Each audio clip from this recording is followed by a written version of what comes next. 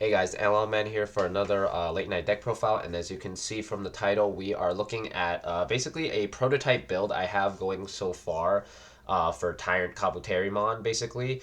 The deck is actually really insane. So far in my locals, we have about, including me, there's about three other people, so there's like four people in our locals basically playing insects, which is pretty crazy. Mine being a prototype build, I don't technically have all the cards yet, but I do have substitutes for them at the moment, which actually do work pretty well for now until I get the. I'm basically replacing the eggs, one of the rookies, and then I'm also going to be grabbing some Mega Kabuteri aces, basically. But aside from that, the rest of the deck is basically done at this point, including the level 4s, which I actually liked using a different one that most people aren't actually going towards right now. We are actually making a very, as I said, it's a prototype build, so it's kind of a work in progress, but I wanted to get this deck profile out so people can kind of like have a general sense of how to build this deck at the moment. There are actually two ways that I've found, or actually three ways to do this, honestly. The first is to just go pure insect. Run, the Tentomon super rares, the Kokabuteris that search, also running the Kunamons that search, and then your level 4 and 5 lines are just pure insight, including the Mega Kabuteris. And then the rest is, the Grand Kawaga, the Hercules, Tyrant, and then Memory Boost, and like two Shine of Bees, along with Izzy. But there's also another version that you can basically build Grandis off of. You basically take the old deck and just update it with the new stuff, and then you add on basically Tyrantkabuterimon to finish your turns to basically wipe their boards, which is pretty crazy, honestly, because you can boost your guy super high up and then play out guys to basically boost your guy on their turn so that they basically can't kill it. Because most builds I've seen can put Tyrant up to at least 17,000 minimum, which is really crazy. Because a lot of decks do actually slightly struggle to go up there unless you're like War Greymon or like, Magnamon X basically. But even then, they kind of have to do two checks just to even boost up to 18, which is pretty crazy. And that's not even counting the inherits. But yeah, let's actually get into the build so I can actually show you what I mean. So since we do not have Modimons, because I basically gave away all my Bt15 bulk, so until those get here, we are running Nyaromons. This one is actually a pretty good substitute for it for now because all turns while this Digimon is suspended, it gains plus 1,000, and you kind of want to end your turn on stuff being suspended. So you basically will get that guaranteed plus 1,000. So instead of 17, you'll be 18,000 by default, which is pretty cool. So running this is actually not too bad. Once I get the Modimon eggs, I will be switching them out for four of them, and then maybe one copy of this to just kind of make it round out pretty well because there are games that do go pretty basically long. So it's better, honestly, to have a fifth egg. But until I get the Monimons, we're only running the four. For rookies, we run exactly 12, and of course, this being an Insectoid deck, we are running the brand new Kokabuteri. On play, it searches the top four, so it is better than the Kokuomon X. And then you get to add one card with Insectoid among them from what you searched, and then its inherit. It's pretty cool. All turns, when this Digimon is suspended, it gains plus 1,000, so it's an all turns effect. In conjunction with this, you're getting plus 2,000. So if you have this underneath Tyrant, you're gaining a plus 2,000 plus the 3,000 boost from one of the other guys. So you're going to be at least 19,000, which is pretty crazy. Then we run four of the Kunamon. So this guy is actually really crazy. I didn't even know he was this honestly insane. So on play, you get to suspend this guy. Then you reveal the top three and you add one green card and then you return the rest. But it says one green card. So basically everything in this deck is viable for this to grab, including tamers and options. So you want to run four of this so you can grab your trainings and your memory boost basically as soon as possible so you can just search even more. For the last two Digimon that we run in this, we actually run, this is where it gets weird. We run two Terriermons, which does let us play a tamer for a reduced cost of 2 or a Lotmon basically. The inherent comes up more often than you think. Basically, when this Digimon is suspended, it gains plus 1,000. It's also an all turns effect. So if you have this, it's basically the same as his inherent. Then we run 2 Lotmons because it gives our Tyrant Alliance or any basically one of our guys Alliance for the turn, which is pretty busted. Sorry about that jump cut. Allergies, as you know. But yeah, so basically, Lotmon is really strong because the fact that you can just give your Tyrant Alliance is really broken. It also has the same exact effect for inherits for, just the same as Terrier. But the cool thing is that despite the fact that you can't search these off of the Kabuteri, these do actually come in clutch sometimes, especially if you want to play a Tamer for a cheap cost. If you only have like 2 memory, you can play an Izzy off that for 2 cost, which is pretty solid. And then the Alliance is just really broken because it gives you that extra check, and your guy is big enough to survive it. So unless it's an option card, they're basically good no matter what. But yeah, we run the 12 rookies. It is kind of strange to run the Terriers and the Lotmons, but it's kind of weird because a lot of builds in Asia actually decided to try this out, and it actually works pretty well, especially in testing. I managed to basically give my guy Alliance and also jamming later on thanks to a level 4 that we run in the deck, which is really crazy. For level 4s, we of course run 4 copies of the Blade Kuwagamon, which also counts as an Insectoid. On play when Digivolving, for those that don't know, it gives one of your Digimon plus 3,000, so it could give it to itself or any of the other guys around it. It also has an Alterns inherent where, suspended, it gains plus 1,000. This guy is actually pretty crucial because you can play this off of the Tyrant, suspend this to bottom deck, but also boost your guy up by 3,000, which is really cool. And if you evolve this and pass turn with the level 5 that boosts as well, you get to give your Tyrant plus 6,000, which can push it up to like 19 by default without its inherit. So it's really cool. I really love this guy. The fact that he counts an Insectoid and he gives a boost is really cool. So you have to run at least 4 copies of this. Then this is where the deck also gets weird too. We also run 3 copies of Gargomon because when he's suspended, he gives something jamming. So if you alliance with this, you basically give Tyrant jamming plus the boost, which is pretty cool. And it still has the same all turns effect where you can just boost your guy super high, so they basically can't touch him unless they option him. So pretty cool. Then for the last level 4, we run the 2 Kabuterimons from Bt15 that basically when this guy is suspended, all turns, he basically isn't affected by Digimon effects. And all turns when this Digimon deletes an opponent's Digimon by battle, you can gain a memory, which is really crucial because potentially you can pass them to 1 by evolving into Tyrant. That's basically all for the level 4s. It looks kind of weird that we're only running 9, but it does actually feel pretty good. The main issue in this deck is actually seeing a rookie. In almost all my tests, seeing a rookie is kind of annoying. I actually, in testing, I had to hard play some of these level 4s, which actually doesn't hurt too bad. The only one that does is Mega Gargo because he's 6 costs, but aside from that, like hard playing these isn't too bad because we do run aces, which do help us stop them from doing stuff. For level 5s, we of course are running 4 copies of the Metal Life Kuwagamon. This guy is really cool. On play or when Digivolving, he suspends 1 Digimon, so any Digimon on the board, and then one of your Digimon gets plus 3,000 until the end of your opponent's turn. So you can boost the guy that you're about to suspend with Tyrant, and then you get to basically bottom deck their guy, which is really cool because you bottom deck basically something that's equal to or less than the DP of the guy you chose to suspend. So pretty solid to boost this guy to 10,000 because that basically covers everything level 5 or lower. And if not, you can boost it with this as well. So it can actually hit level 6s too as well, which is pretty cool. Then we run 3 Lilymon Aces. This one is basically a substitute for Mega Kabuteri for the moment. But this one is actually not too bad. On play when Digivolving, you get to suspend one of your opponent's Digimon. Then you may return one of your opponent's suspended Digimon with 5,000 DP or less to the bottom.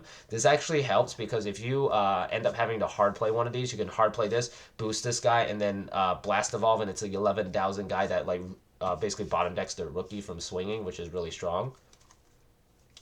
And then we run 1 Blossomon. I know this can be interchangeable. Originally I was running Argomon because that one does have an inherent, but this basically does the exact same thing with Digizorption, so I just like running Blossom because it's a foil. That's basically all for the level 4s and 5s. For level 6s, we run the 3 Tyrantkabuterimon because Hercules is really busted. Start on main phase or when Digivolving, you get to suspend one of your opponent's Digimon, and then this gains Piercing. If you have the Emotimon, you basically get to suspend and then immediately swing into them and kill it, especially with all the boosts. And then all turns when this guy's suspended, he's unaffected by Digimon effects, or specifically by your opponent's Digimon effects, which is really strong. Then we run 3 of his rival, Grand Kuwaga Ace. This guy's really crucial.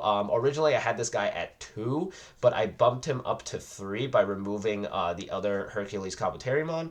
Mainly, it's because this guy can suspend Tamers and kill them, and against the Imperial matchup, this guy is super crucial, because as long as you can take out their Davis and Ken, they basically can't do a lot of their plays, because they rely heavily on that to play a Searcher and also strip sources off your guy. So killing those basically nets you the game.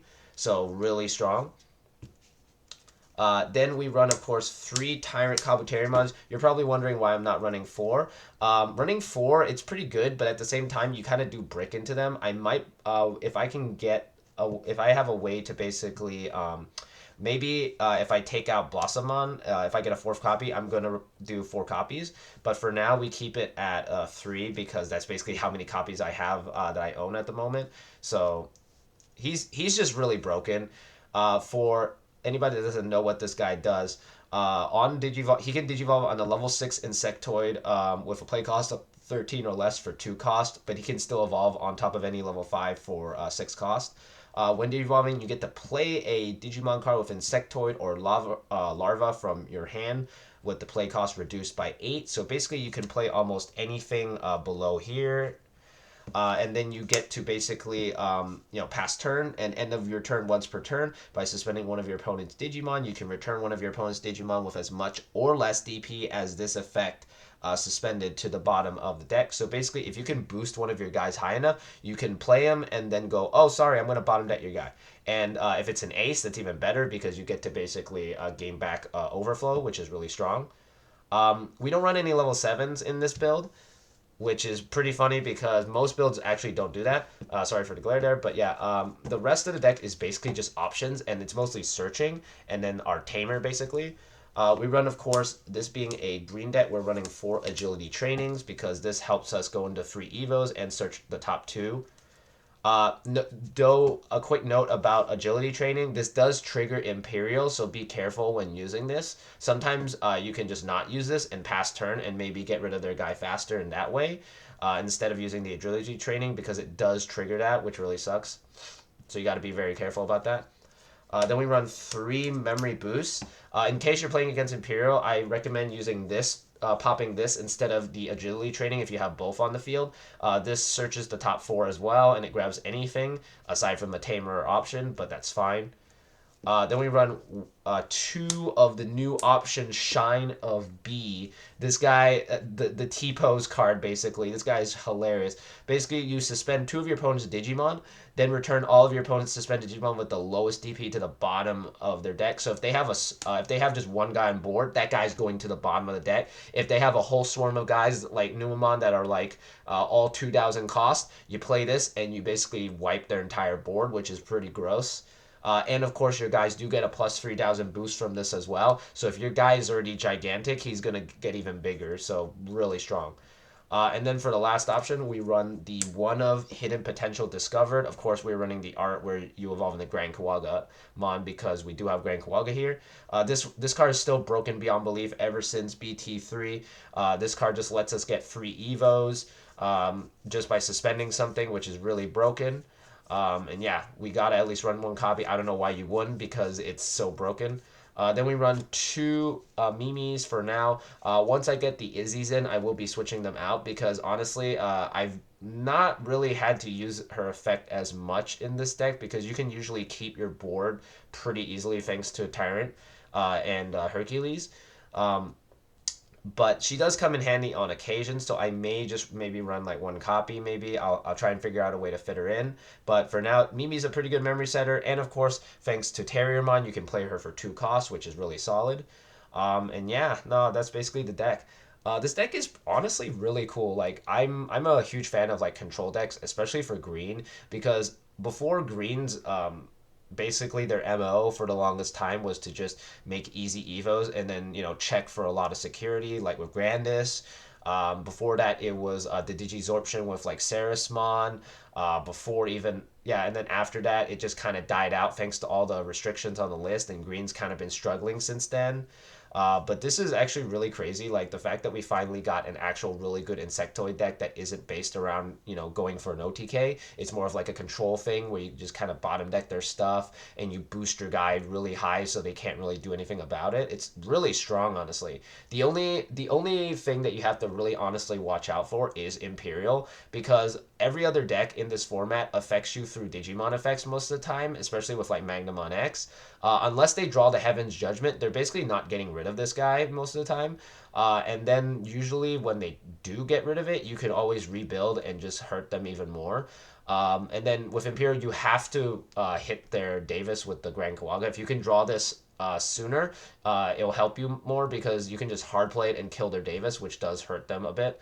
Aside from that, let's see, against Magna X, you can boost your Tyrant super high to the point where they basically can't get past it, unless they draw the Zubagon Punch or the Heaven's Judgment, as I mentioned against Imperial, it's a pretty decent matchup. Against let's see, what other decks are there in the format? There's like Rapidmon.